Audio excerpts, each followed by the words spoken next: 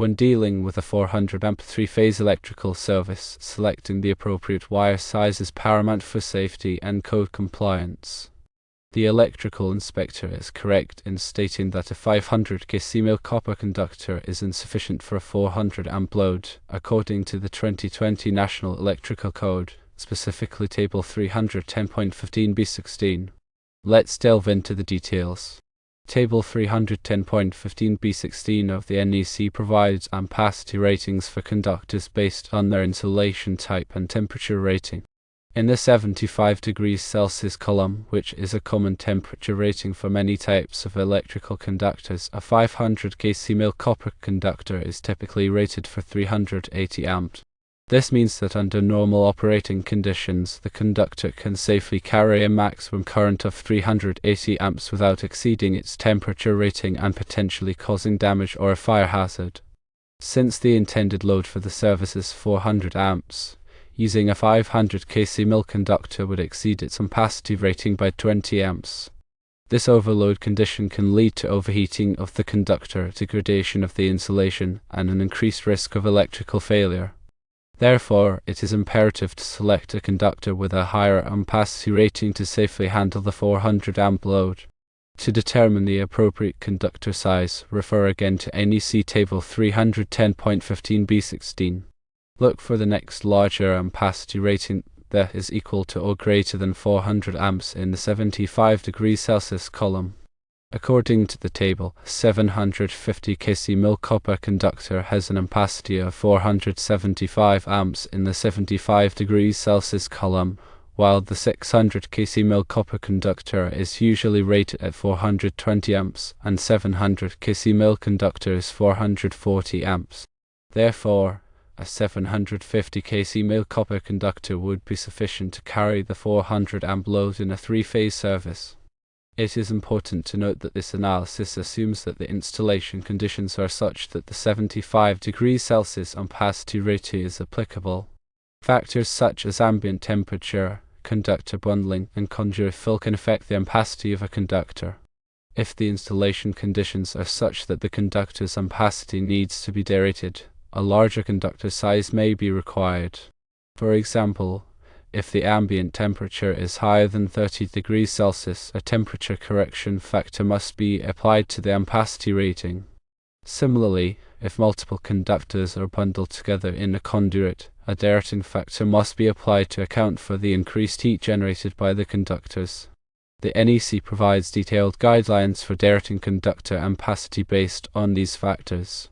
In addition to selecting the appropriate conductor size, it is also important to ensure that the conductor is properly protected by an overcurrent protective device, such as a circuit breaker or fuse. The overcurrent protective device should be sized to protect the conductor from overload and short circuit conditions. The NEC provides rules for selecting the appropriate size of overcurrent protective device for different types of conductors and loads. In general, the overcurrent protective device should be rated at or below the conductor's ampacity rating. However, there are some exceptions to this rule, such as when the conductor is supplying a motor load. When selecting a conductor size for a 3-phase service, it is also important to consider the voltage drop in the conductors. Voltage drop is the decrease in voltage that occurs along the length of a conductor due to the conductor's resistance. Excessive voltage drop can cause problems with the operation of electrical equipment. The NEC recommends that the voltage drop in feeder conductors should not exceed 3%, and the voltage drop in branch circuit conductors should not exceed 5%. To calculate the voltage drop in a conductor, you can use the following formula: voltage drop equals 2 times K times I times D divided by Cm, where K is the direct current constant, which is 12.9 ohms circular mils per foot for copper conductors, I is the current in amps, D is the one-way distance in feet, and Cm is the circular mils of the conductor. To minimize voltage drop, you can increase the conductor size or reduce the length of the conductor. It is also important to use conductors with a low resistance, such as copper conductors. In summary, selecting the appropriate wire size for a 400 amp 3-phase electrical service requires careful consideration of several factors, including the ampacity of the conductor, the installation conditions, the overcurrent protection requirements, and the voltage drop. By following the guidelines in the NEC, you can ensure that the electrical service is safe and reliable. Remember to always consult with a qualified electrician or electrical engineer to ensure that the electrical installation complies with all applicable codes and regulations. Now, let's elaborate further on some of these aspects. Considering ambient temperature is very important.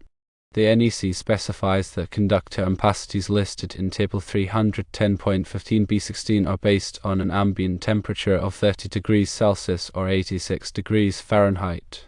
If the ambient temperature exceeds this value, the conductor ampacity must be derated using correction factors provided in the NEC.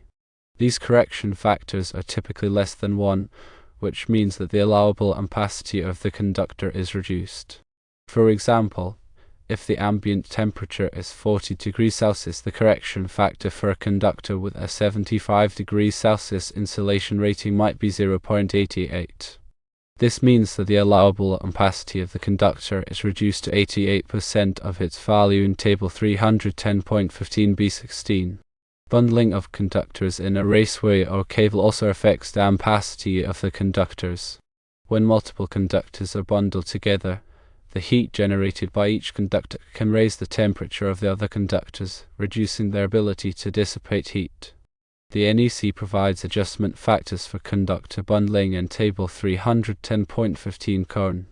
These adjustment factors are also typically less than 1, which means that the allowable ampacity of the conductors is reduced. The amount of ampacity reduction depends on the number of current-carrying conductors in the raceway or cable. For example, if there are 4 to 6 current-carrying conductors in a raceway, the adjustment factor might be 0.80. This means that the allowable ampacity of each conductor is reduced to 80% of its value in Table 310.15b16. Another important consideration is the type of termination used to connect the conductors to equipment. Some equipment is only rated for use with conductors that have a 60 degrees Celsius or 75 degrees Celsius insulation rating. If the equipment is not rated for use with conductors that have a higher insulation rating, the conductor ampacity must be based on the lower temperature rating. This means that you may need to use a larger conductor size than you would otherwise need to. For example, if you are connecting a 400 amp load to equipment that is only rated for use with conductors that have a 75 degrees Celsius insulation rating, you must use a conductor that has an ampacity of at least 400 amps at 75 degrees Celsius. As previously mentioned, voltage drop is an important consideration when selecting conductor sizes. Excessive voltage drop can cause equipment to operate inefficiently or fail altogether. The NEC recommends that the voltage drop in feeder conductors should not exceed 3% and the voltage drop in branch circuit conductors should not exceed 5%. To calculate the voltage drop in a conductor, you can use the formula voltage drop equals 2 times K times I times D divided by Cm, where K is the direct current constant, which is 12.9 ohms circular mils per foot for copper conductors, I is the current in amps, D is the one-way distance in feet, and Cm is the circular mils of the conductor. This formula is an approximation, and it does not take into account factors such as the conductor's reactance and the power factor of the load. For more accurate voltage drop calculations, you can use a voltage drop calculator or consult with an electrical engineer.